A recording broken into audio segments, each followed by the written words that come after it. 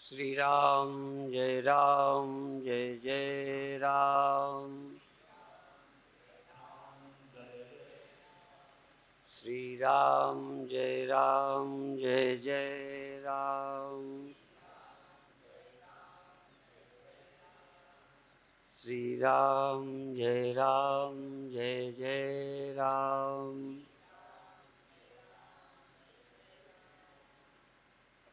सच्चिदानंद भगवान की, सनातन धर्म की, सभी संतों के प्रवचन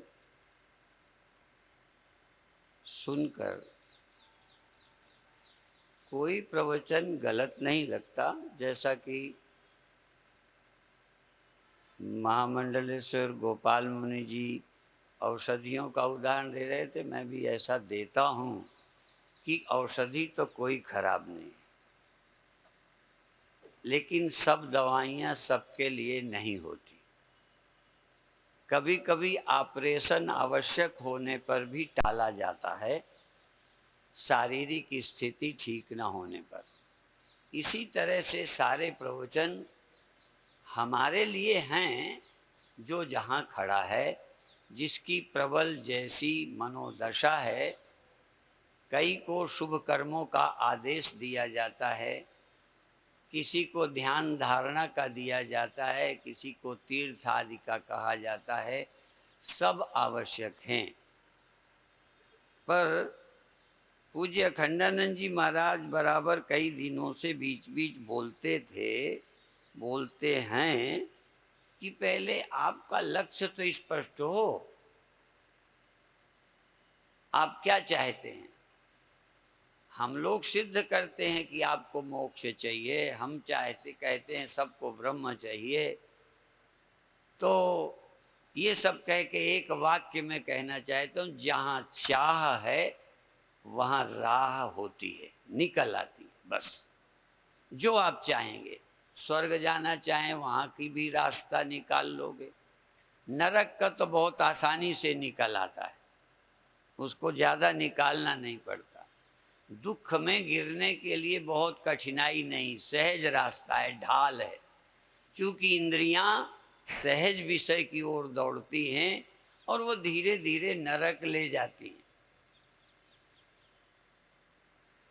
काम, क्रोध, लोभ ये नरक के द्वार हैं, ये ले जाते हैं आसानी से। और इन सब का कारण अज्ञान, देहाभिमान सब मिला जुला है। क्योंकि अज्ञान के बिना देहाभिमान नहीं, विषयासक्ति नहीं। अज्ञान तो सदा से मूल कारण ही रहा अन्य सभी प्रवृत्तियों का, इसीलिए अज्ञान को अनादि कह दिया। किसी ने नहीं कहा अज्ञान बीच में आया। अज्ञान अनादि है और इसीलिए आप में परिच्छिन्नता, देहाभिमान अनादि है। और शरीर कितने बदले हों, देहाभिमान रहा है और इसके सुखी करने के लिए, बड़े होने के लिए, पाने के लिए लगे रहे हैं। अब जिसकी चित्त शुद्धि होती है, उपनिषद एक मंत्र बोलता है बड़ा सरल सा, परीक्ष लोकान कर्मचितान ब्राह्मणो निर्वेद माया नास्ति अकृता कृतेन तद विज्ञानार्थम सगुरुम एव अभिगच्छेत समित पाणी श्रोत्रियम ब्रह्मनिष्ठम। मुझे हर एक की जिंदगी का ये सार लगता है कि जब तक आप इतना समझ नहीं सके कि कर्म कहाँ तक ले जाएगा, कर्म क्या देगा, कर्म फल क्या कहाँ तक पहुँचाता है, क्या कभी मुक्त कर सकता है। कर्म फल से छुटकारा चाहिए, हम कर्म के द्वारा पाने में लगे।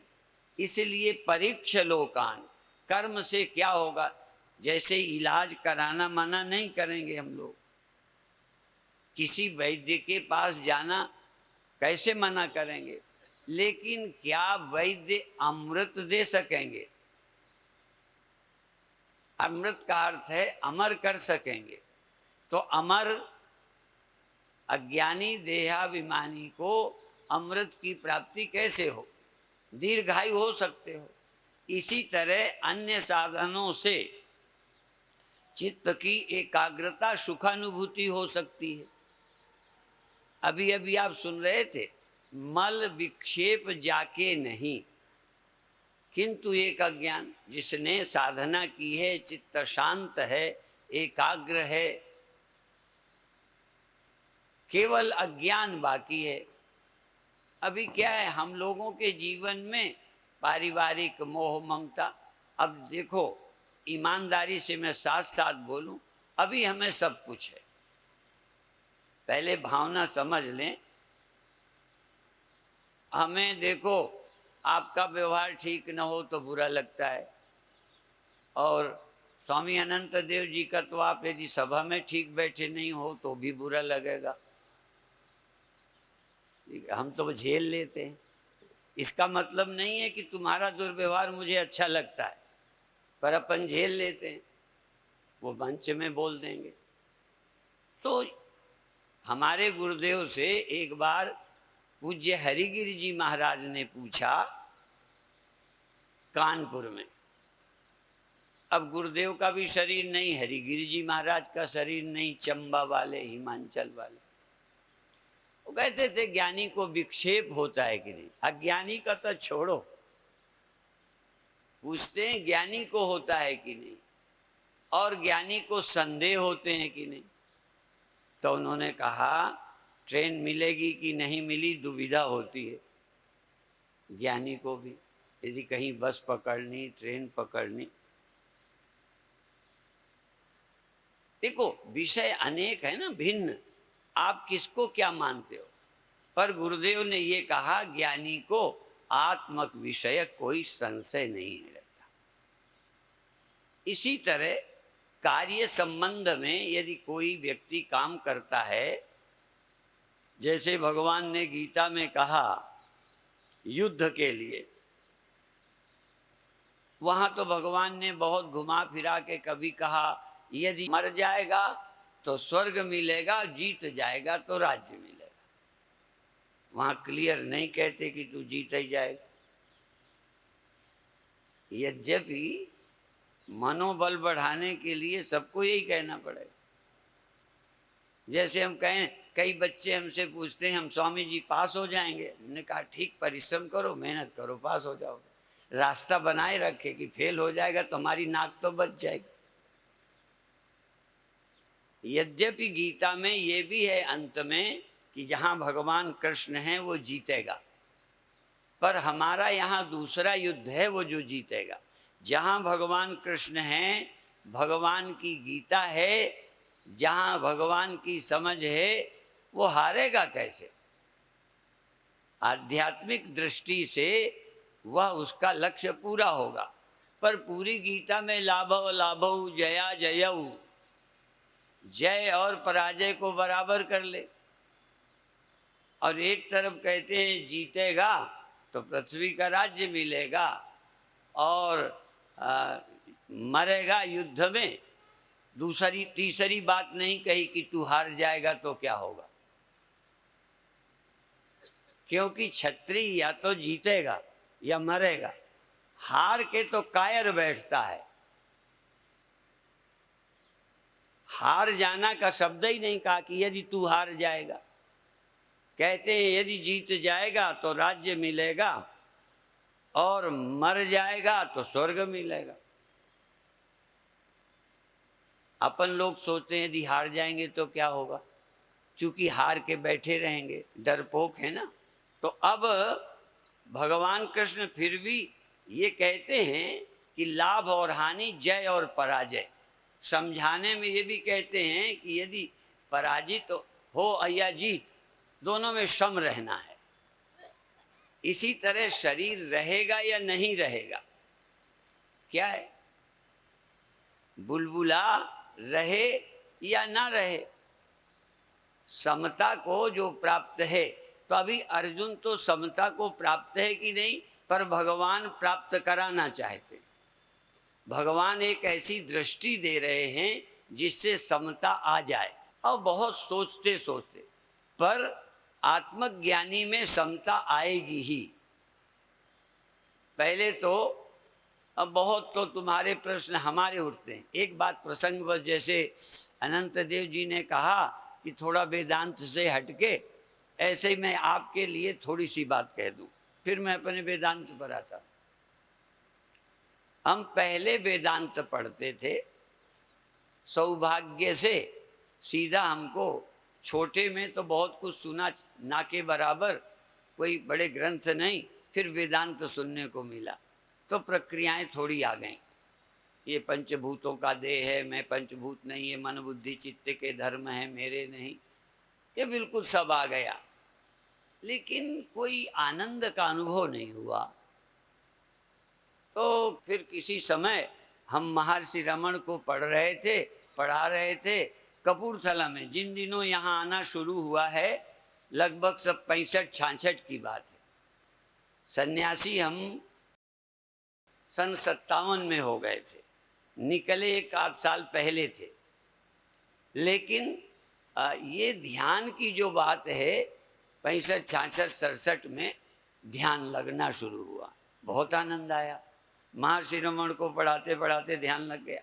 ध्यान क्या है वो मैं नहीं बताता, क्योंकि बड़ा विलक्षण है ध्यान क्या चीज़ है, लेकिन कोई विलक्षण एक्सपीरियंस हुए जिन अनुभवों में खो गए।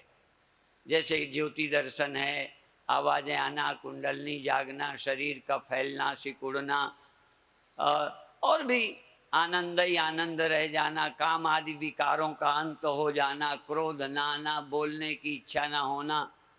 यहाँ पर भी बहुत कार्यक्रमों में आंख बंद करके बोले और 1 घंटे का प्रवचन आंख बंद किया, आनंद में डूबे रहे। तो ये लगा जो आज तक पढ़ा था वो बेकार था। ये जो ध्यान है यही है। चूंकि हम सब लोग दुखी लोग हैं, विक्षिप्त लोग हैं, परेशान लोग हैं, अशांत हैं, तो जब मन एकाग्र हुआ, अंदर चमत्कार हुए, आनंद में डूब गए, ये हुआ। तो ये साधनों की अपनी एक विशेषता है। पर फिर बताएं, हमें तो हुआ, औरों को भी हुआ। एक माता देहली में मिली कि मैं जिधर देखती थी मुझे सब भगवान लगता था, मैं आनंद में डूबी रहती थी। अब वैसा नहीं रहता। ये एक तरह का, जैसे कामी आदमी सम्मोहित हो जाते हैं, उसी में सब कुछ दिखाई देने लगता है। भगवान के भक्त साधक भी अपनी किसी मनोभावना में इतने सम्मोहित होते हैं कि बस वही देखते हैं, आनंद में रहते हैं। हम आनंद में रहते रहे, पर वो सम्मोहन हमारा भी औरों का भी टूटा। पहले जैसा अब नहीं है, पहले जैसा नाद नहीं, पहले जैसी रोशनी नहीं, या होता सब है, पहले जैसा आनंद नहीं। ये जीवन का क्रम चलता है। आज भी कितने वेदांती यहाँ हैं, यदि कोई तुम्हें रोशनी दिखा दे, कुंडलनी जगा दे, तो तुम ये मैदान छोड़ जाओगे, हमें पता है। एक माता हमसे भी कहती है, आपसे मंत्र लिया पर चमत्कार कोई हुआ नहीं। ये थोड़ा कि हमारे चेले सब संतुष्ट हैं, फंस गए हमारे प्रवचनों से, बड़ी ऊंची बातें सुनी, उनका लगा बस यही सब हो जाएगा, उनके लायक हम हैं नहीं। देखो, हम जो जानते हैं वो तुम्हारे काम का है भी कि नहीं। तो इसलिए ये कहकर अब हम अपने विषय पे आ जाएं, क्योंकि सम्मेलन का धीरे धीरे किनारा आ रहा है और हमने एक संकल्प लिया था, एतावदेव जिज्ञास्यम तत्व जिज्ञासुनात्मना अन्वय व्यतिरेकाभ्याम यस्यात् सर्वत्र सर्वदा। आज भी कोई श्लोक ऐसा आया था कि परमात्मा को सदा सर्वत्र देखें। अच्छा, अब मैं सदा हूं ये कैसे जाने? अब शरीर के रहते तक तो तुम्हें, देखो, शरीर में आ जाते हो तब तुम हो, ये तो पक्का ही है। शरीर के रहते तो लगता है ना, पर देखो स्वप्न में तुम स्वप्न में थे, जरा ध्यान दो। स्वप्न में तुम थे, ये देह था, ऐसे तो ये दुनिया बनी रहे, उससे क्या?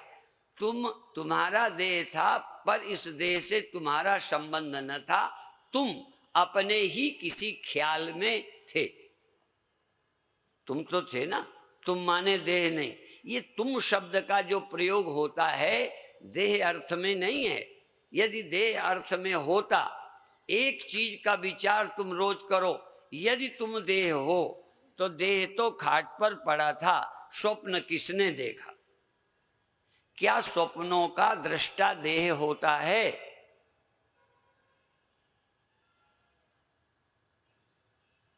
मैं एक उदाहरण दिया करता हूं कि घड़ा चाहे कुम्हार का बनाया हो, पर उसमें अंतःकरण न होने से मैं समझा नहीं पाता। काल्पनिक दृष्टांत है। मिट्टी में घड़े का रूप कुम्हार ने दे दिया। मान लो उसके अंदर अंतःकरण होता तो घड़ा, कुम्हार का बनाया घड़ा, कुछ देर बाद जब वो नींद आती ना उसकी बुद्धि को, उस निद्रा में इस कुम्हार के बनाए घड़े को भूल जाती और वो स्वप्न में एक घड़ा देखती। वो घड़ा देखो कुम्हार का बनाया नहीं, पर जिसमें घड़ा है उसी में स्वप्न का भी है होना है। स्वप्न का आश्रय और जागृत की प्रतीति का आश्रय एक ही है। इसलिए स्वप्नांतम व जागरितांतम व, जो स्वप्न के अंत को देखता है, जो जागृत के अंत को देखता है, जागृत अवस्था के अभाव को और स्वप्नावस्था के भाव को और स्वप्नावस्था के अभाव को जो देखता है, इनके अंत को देख लेता है, वो कौन है?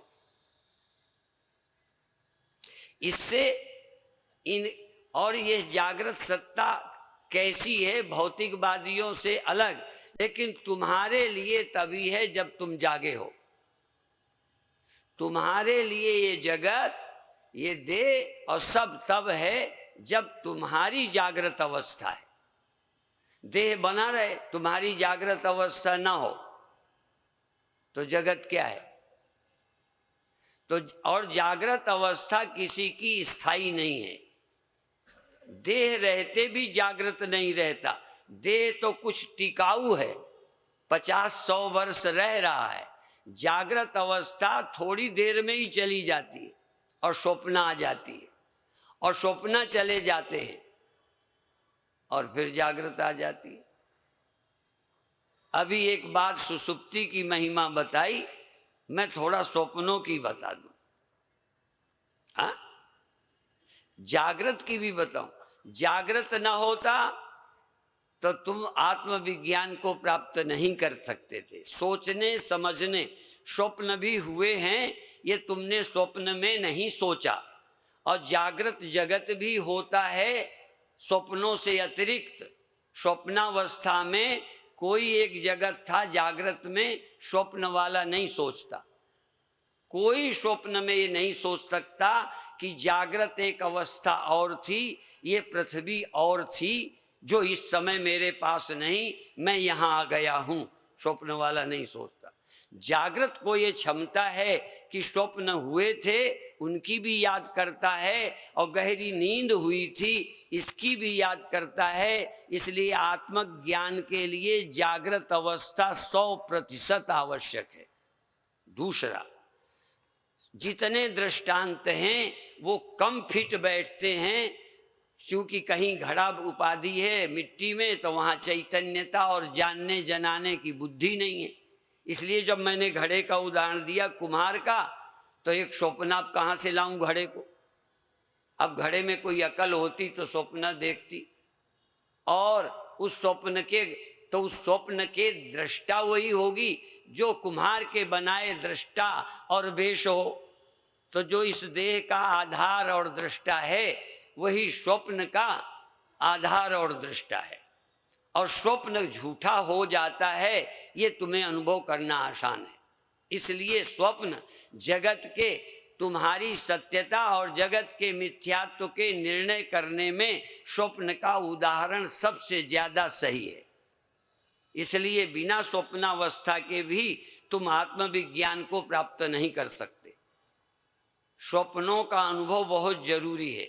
ख्यालों की दुनिया में जो नहीं रहता वो सत्य को उपलब्ध नहीं कर सकता, पर ख्यालों से मुक्त होना भी चाहिए। ये जो तुम कल्पना में दुखी होते हो, फिर कल्पनाओं का अंत करके देखो क्या बचा। भले मैं समाधि का बड़ा पक्षधर नहीं हूं, पर जब शंकराचार्यों का वर्णन करते हैं उनके आचार्य जन, तब उनका बोलते हैं समाधि और इससे संपन्न, महिमा गाते में समाधि का जिक्र आता। तो मैं भी कहना चाहूंगा कि जब चित्त की वृत्तियों को शांत कर लोगे और बाहर के जगत से संबंध नहीं जोड़ोगे, उस समय तुम्हारे अपने आप में विकार और दुख का अभाव मालूम पड़ेगा। इसलिए योग दर्शन ध्यान की बात योगस चित्त वृत्ति निरोधा की बात करता है। चित्त की वृत्ति निरोध करने से आपको बाह्य से संबंध टूट जाता है, और दिमाग में जो कल्पना में एकांत बैठे हो, अब मेडिटेशन के खतरे, एकांत में बैठे हो, ध्यान आ गया गरीबी का, ताश खेल रहे हो, गरीबी दुख नहीं देती। ध्यान आया गरीबी का, ध्यान आया मान अपमान का, ध्यान आया किसी के मरे जिए का, एकांत में बैठे दुखी हो, कौन दुख दे रहा? उसकी स्मृति और वो चित्त वृत्ति, और उस चित्त में है कौन? आप विद्यमान है। आप न हो तो क्या दुख हो जाएगा? तो आपकी उपस्थिति चित्त वृत्तियों के निरोध से निर्विकारता के अनुभव में सहायता मिलती है। और उसके लिए बिना समाधि का यदि चाहिए तो अभी अनंत देव जी बता गए, जिस अभागे की कभी समाधि नहीं हुई, जिसे योग की समाधि उपलब्ध करने का अवसर नहीं आया, पूज्य वामदेव जी महाराज सदा सुषुप्ति का उदाहरण देते थे। मुझे जरा कम प्रिय रहा है, पर सुन सुन के अब मुझे भी प्रिय लगने लगा है।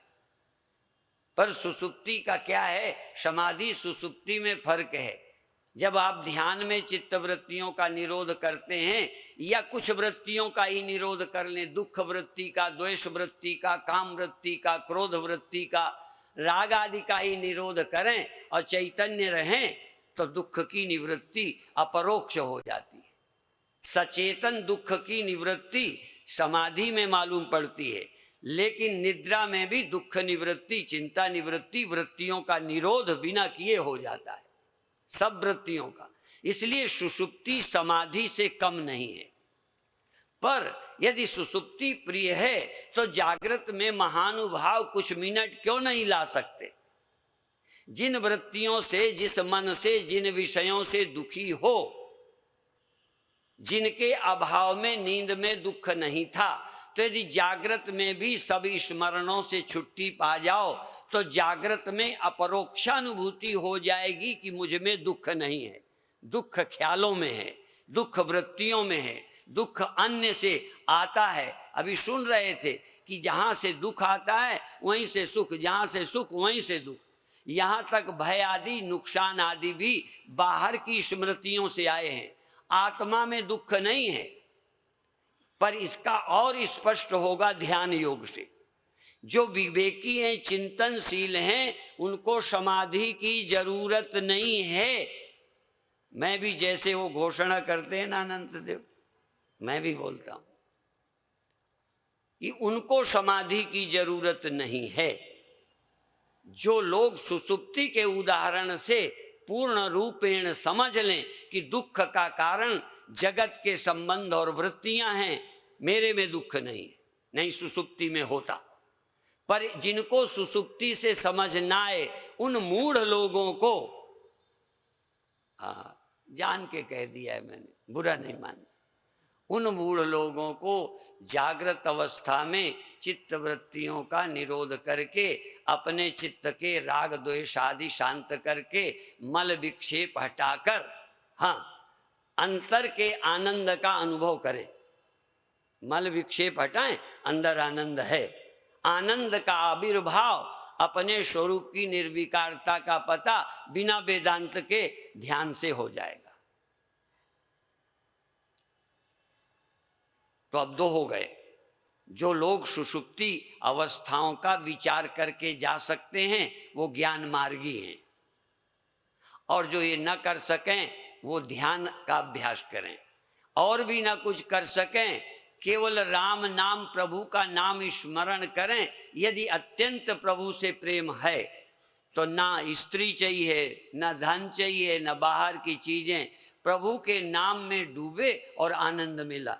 इसलिए प्रेम कियो तिन्हीं प्रभु पायो। अब जिसने प्रेम किया उसे आनंद मिल गया।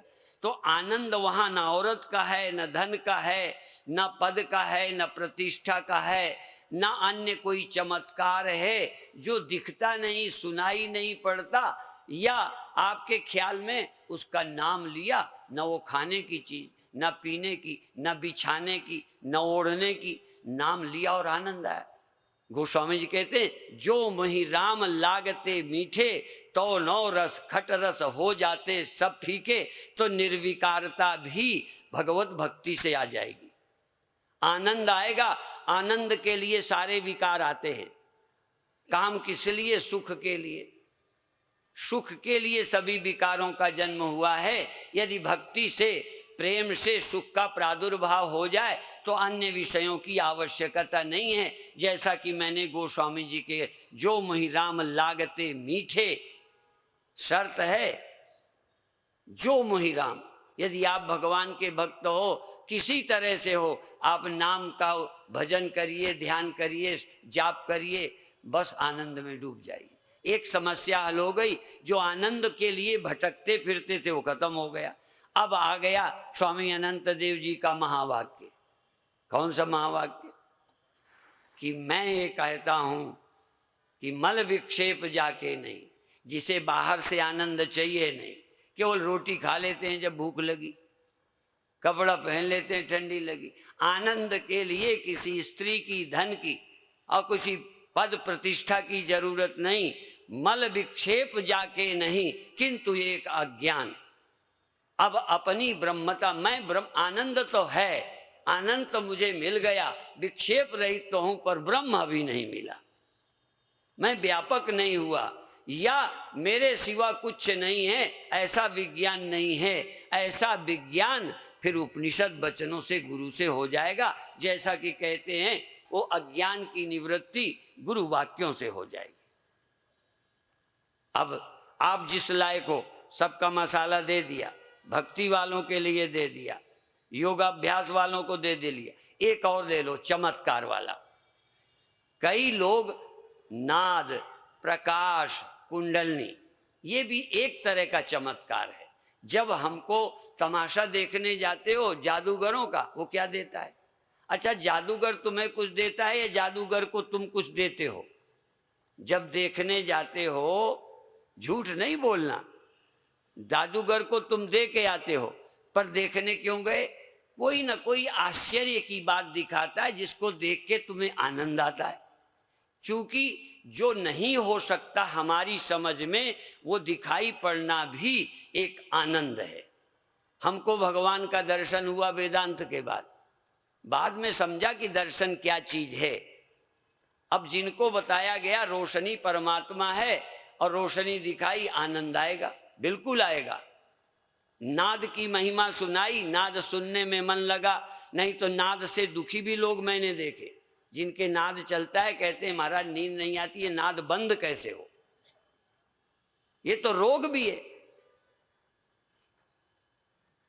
तो ये जो चमत्कार हैं ये आनंद देते हैं, और ये आनंद से बाहर की चीजें, विक्षेप कम हो जाते हैं। वो वेदांत के अधिकारी बन सकते हैं, पर उसमें भी गुरु की कृपा हो, थोड़ी बुद्धि हो, नहीं इसी नशे में बने रह जाओगे।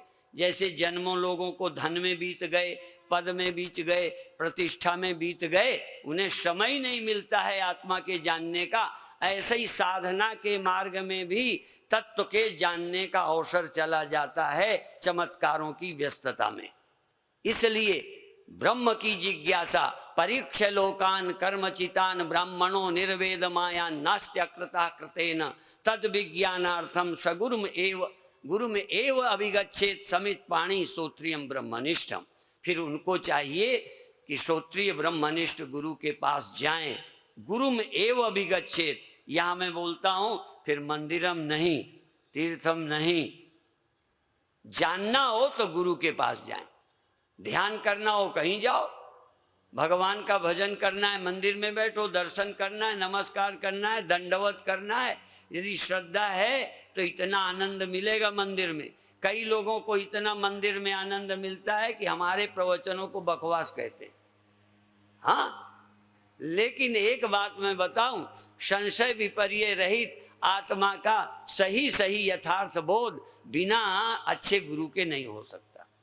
यदि आपको आत्मिक संशय है तो फिर तत्व क्या ज्ञान प्राप्त करिए, आत्मा के जानने की कोशिश करिए। मैं कौन हूँ? तो पहले तो जानिए कि अवस्थाएं नश्वर हैं, बदलने वाली मैं नहीं, और फिर ये चैतन्य जो सर्वाधिष्ठान चेतन है, जैसा कि अभी सुन रहे थे, अनादित्वात् निर्गुणत्वात् परमात्मा में अव्यय शरीरस्थोपि कौन्तेय न करोति न लिप्यते। जो परमात्मा अनादि निर्गुण व्यापक है वही यहाँ शरीर में स्थित है। वो कौन है? वो मैं है। यहाँ मैं अविकारी अभोक्ता मैं है, वही ब्रह्म है। इस मैं और ब्रह्म का ऐक्य अनुभव धीरे धीरे हो जाएगा। इतना ही कहकर अभी समाप्त करते हैं। सम्मेलन का किनारा आ रहा है। हमारे मंच मंत्री ने अपील की है, पूज्य परमाध्यक्ष हमारे अखाड़े के पीठाधीश श्री महंत जिनके द्वारा ये आयोजन चल रहा है, ये पूज्य ब्रह्मलीन निर्मल जी महाराज का लगाया पौधा उसको सींच रहे हैं, और वो उस पौधे का लाभ फल आपको मिलने हैं, ज्ञान का लाभ, आप उसका लाभ लीजिए। और 2 दिन रह गए हैं, उनका अत्यंत लाभ लीजिए। ऐसा अवसर बार बार नहीं आएगा। ओम शांति शांति शांति।